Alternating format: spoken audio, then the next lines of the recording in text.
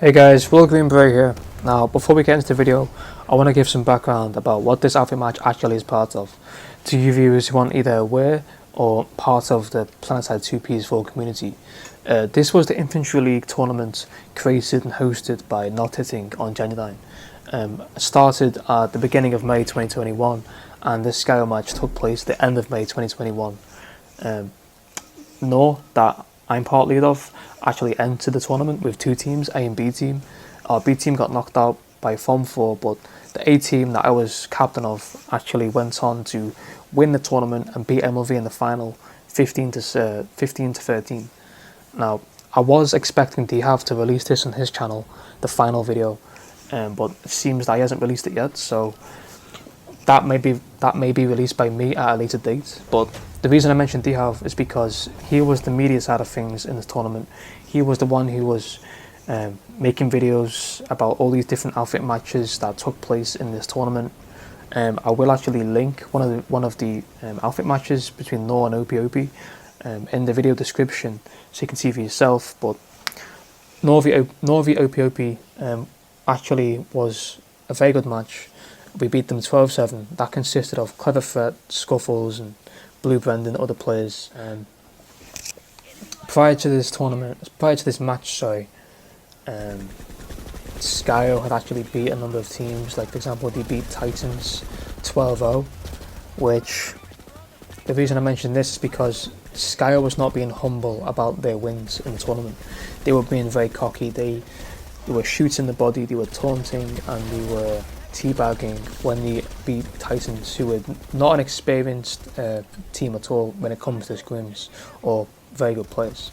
So when they started doing all this, it gave the impression that SKYO was being very cocky.